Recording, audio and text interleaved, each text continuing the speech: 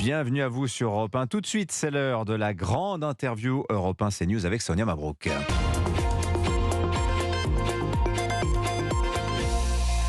C'est la grande interview sur CNews et Europe 1. Bonjour à vous, Michel-Édouard Leclerc. Bonjour, merci de m'accueillir. Bienvenue, président du comité stratégique des centres Leclerc. Merci de nous accorder votre premier entretien en cette rentrée. Votre parole est attendue en cette rentrée difficile pour les Français, évidemment pour les Français les plus modestes.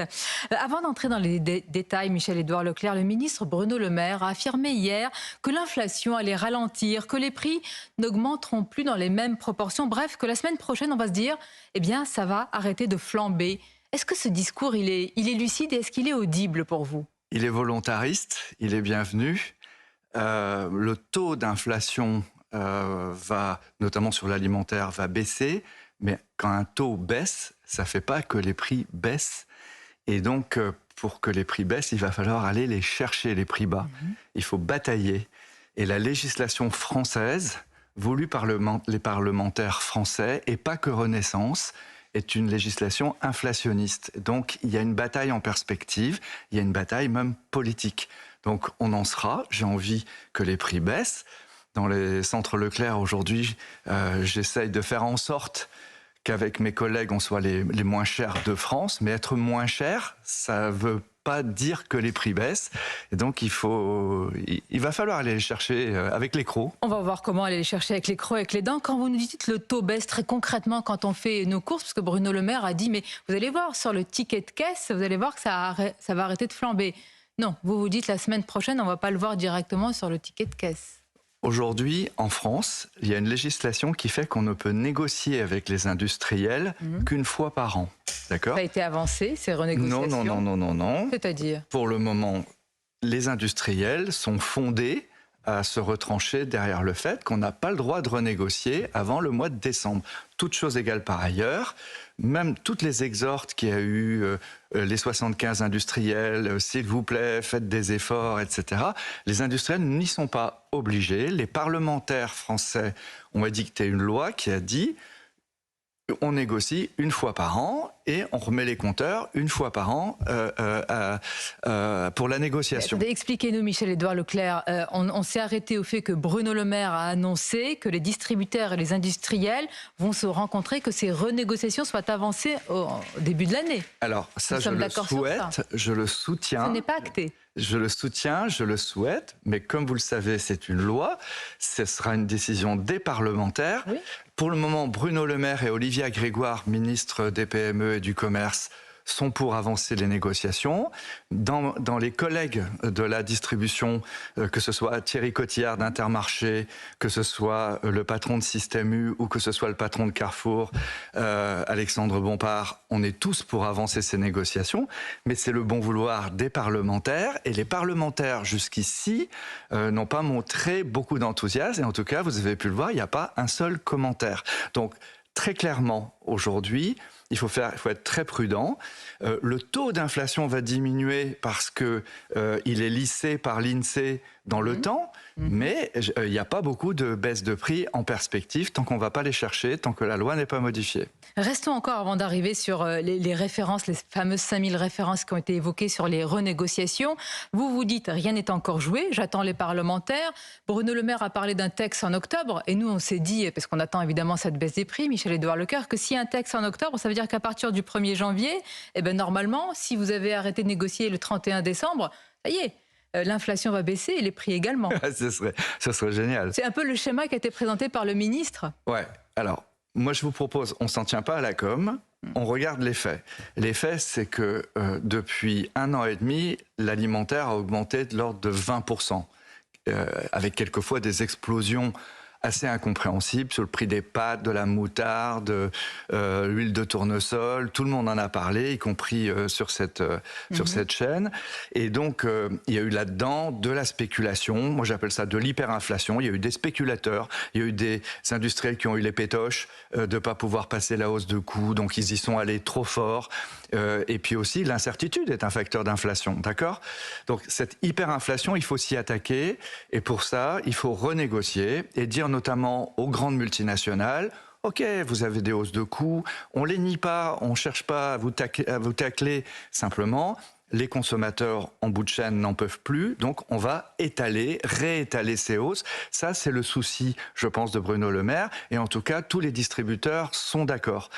À chaque fois qu'il y a une baisse sur les marchés de gros, le marché du cacao, le marché du blé, des céréales par exemple, le marché des huiles, il faut pouvoir en répercuter le bénéfice aux consommateurs. Quand vous dites il faut pouvoir, ça veut dire que ce n'est pas fait, et on le constate quand même sur certains produits. On entend le discours des distributeurs qui est celui de dire, pas pour jeter la pierre aux industriels, mais ils n'ont pas joué le jeu. Non, ils n'ont pas joué le jeu du tout. Ils pouvaient très bien nous faire des propositions. Rien n'a été fait. Même sans le cadre de la loi. Mais ils n'y sont pas obligés. Ils ne l'ont pas fait. Très peu l'ont fait. Quelques industriels de pâtes italiens ont fait des remises, des promos. Moi, j'ai une formule. Ils nous ont fait des promos sur les invendus. Parce que comme les grandes marques ont énormément augmenté, ils se sont plantés aussi. Ils n'ont pas vendu. Ce sont nos marques de distributeurs qui ont fait un carton. La marque EcoPlus chez Leclerc, c'est plus 40%. Donc on a eu 1,3 million de consommateurs supplémentaires qui ont acheté la marque EcoPlus. On est 30 à 35% moins cher que les grandes marques. Alors qu'est-ce qui garantit aujourd'hui qu'ils vont jouer le jeu après avoir été reçus par Bercy? Garantit, le ministre de l'économie, vous avez vu ce qu'il a agité, le bâton, l'arme fiscale. Vous y êtes favorable? Mais l'arme fiscale, c'est lourd à mettre en place.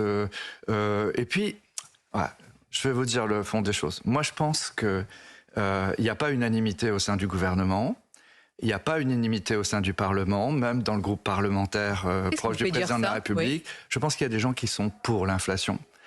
C'est le non-dit de tout ce débat. Il y a des gens qui sont pour l'inflation. Il y a une communauté financière qui possède des actions d'entreprise, qui ont besoin de cette inflation, qui veulent cette inflation.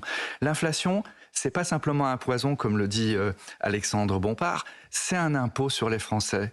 Mais c'est aussi... Et les plus modestes. Et les plus modestes. Et cette inflation, elle donne l'illusion d'augmenter le chiffre d'affaires. Ah, j'ai fait 6% d'inflation, de chiffre d'affaires, j'ai fait 7% d'augmentation de bénéfices. Donc elle est entretenue par certains, une inflation commode. Elle est entretenue, elle est souhaitée par beaucoup d'économistes. Mais regardez les débats dans les banques centrales européennes, regardez les débats au FMI. Ils disent « Ah mais la règle du jeu, il ne faut pas que ça descende en dessous ». Maintenant on commence à dire 3 à 4%, ce serait bien.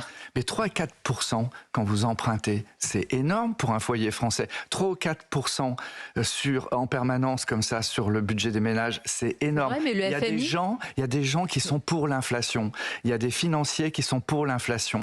Et donc c'est un combat politique. Ce n'est pas qu'un combat entre distributeurs et industriels, ce n'est pas qu'un combat entre Monsieur le maire, Olivia Grégoire et d'autres membres du gouvernement ou du Parlement, c'est un problème politique. Donc la fracture est beaucoup plus profonde, dites-vous. Donc on a bien compris que pour l'instant il n'y a pas de garantie. En fait on ressort d'une semaine de discussion, de négociation sans garantie. Mais est-ce que la situation est sans nuance? Parce qu'on a l'impression parfois, Michel-Édouard Leclerc, qu'il y a les industriels un peu méchants qui n'ont pas joué le jeu, et puis les distributeurs comme vous, grands chevaliers blancs, transparents et qui aident le consommateur et la France modeste. Alors, de toute façon, si Leclerc cartonne aujourd'hui, c'est pas qu'on est trop mauvais, hein, d'accord? Je vais pas faire de la publicité, y compris sur CNews là, mais franchement, les centres Leclerc aujourd'hui cartonnent parce qu'on est les moins chers, parce que des consommateurs nouveaux viennent dans nos magasins, et donc on fait le contrat.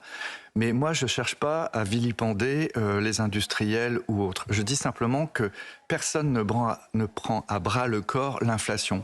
C'est quand même incroyable d'entendre dire ça, Michel-Édouard Leclerc. Est-ce que vous pouvez me citer... Il y a des gens qui ont changé le comportement, qui font des arbitrages pour se nourrir, pour acheter les fournitures scolaires maintenant d'occasion, et vous nous dites qu'on ne prend pas à bras le corps ce sujet. Non, tout le monde prend le sujet par le petit bout en fonction de son électorat. Touchez pas aux revenus des agriculteurs, faites du bien aux ménages, faites-leur un chèque, on travaille sur la rentrée scolaire. Mais l'inflation en tant qu'impôt qui frappe les Français, allez sur Google, regardez les déclarations des décideurs publics. Mais même, je ne parle pas simplement des hommes politiques, mais même au MEDEF, vous ne les voyez pas s'exciter, à la CGPME.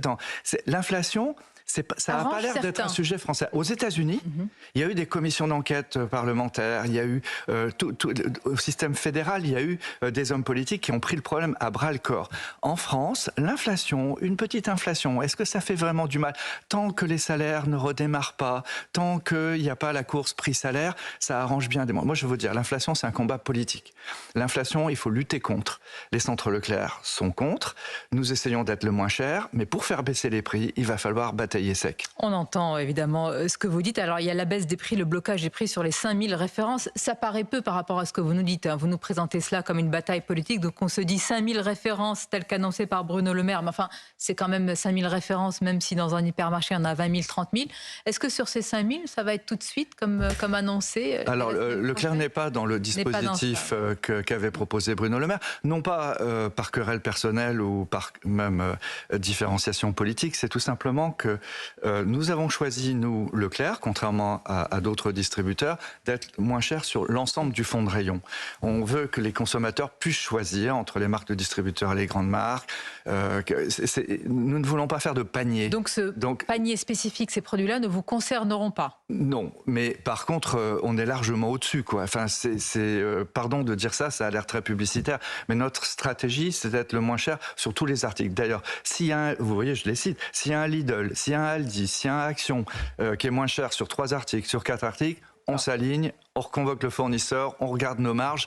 Voilà, les téléspectateurs et les auditeurs sont là pour comparer, évidemment, ils ont là une question d'actualité autour des grandes difficultés des Restos du Cœur. Michel-Édouard Leclerc, l'État promet 15 millions d'euros d'aide supplémentaire. Carrefour et Intermarché se mobilisent aussi. Carrefour va renforcer son aide financière. Intermarché va ouvrir l'ensemble de ses points de vente pour une collecte spécifique. Bon, on se tourne vers vous. Que peuvent faire vos centres par rapport à une telle situation? Alors Leclerc est le premier contributeur des banques alimentaires, 23 millions d'équivalents de repas.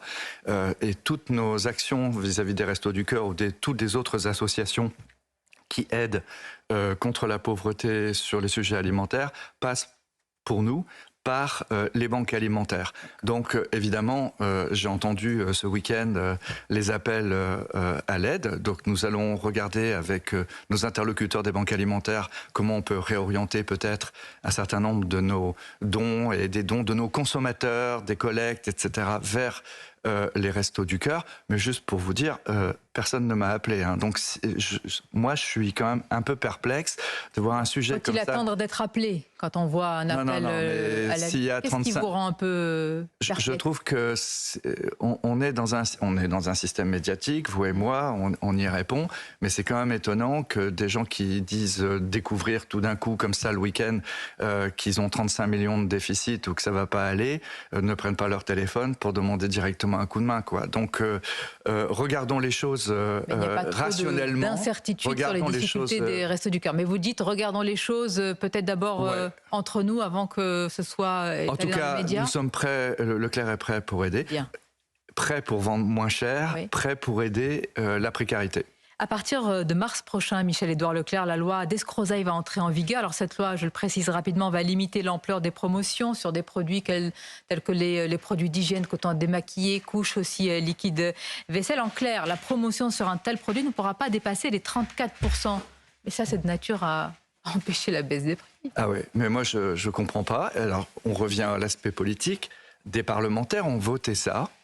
Des parlementaires ont voté ça, et pas que des parlementaires de la majorité présidentielle. Il y a aussi des LR, il y a aussi des PS, et ils ont voté ça. Et ils ont voté ça dans la suite d'un plan d'aide à l'agriculture française. Alors, excusez-moi, mais la lessive, les protections féminines, qu'est-ce que ça vient à voir avec l'agriculture française? Moi, j'ai une position très claire. Avec mes collègues de Leclerc, on demande de revenir à la seule préoccupation de la loi qui était de protéger le revenu agricole et de tenir compte de la hausse des coûts agricoles. On appelle ça la loi Egalim. On demande une modification de la loi pour exiger de la transparence de la part des fournisseurs quand ils demandent des hausses. On veut savoir pourquoi. On demande la suppression de la loi d'Escrozaille. On demande le droit de suppression, le droit de faire moratoire si on veut, si ça aide. Hein. C'est Alexandre Bompard qui propose un moratoire. Ok, moratoire, suppression.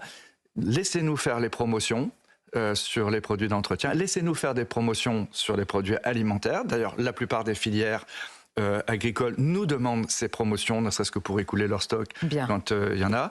Et donc, revenons à un régime de liberté. Il y a eu cet été un interview très important du président de l'autorité de la concurrence, Benoît Coureux, qui a dit, aujourd'hui, sous prétexte d'aider les filières, sous prétexte d'aider les agriculteurs, on a enfreint le principe de libre concurrence. Il faut remettre de la concurrence. La solution, c'est la liberté, la concurrence. On va conclure avec certainement vos propos qui vont beaucoup faire réagir sur une inflation entretenue par un système politique. Je ne vois pas de baisse de prix arriver là si on ne se bat pas. Mais il y a une échéance, ça peut arriver avant quel mois? Parce que vous fixez quand même une échéance, un horizon.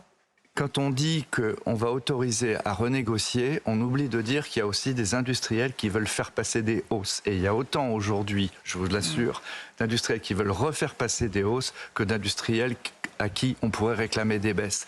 Donc c'est un combat. La lutte contre l'inflation, ça doit devenir une priorité nationale. Merci Michel-Édouard Leclerc. Merci d'avoir fait cette rentrée sur CNews et Europe 1 pour la grande interview. Très bonne journée à vous et à très bientôt. Merci. Merci à vous aussi.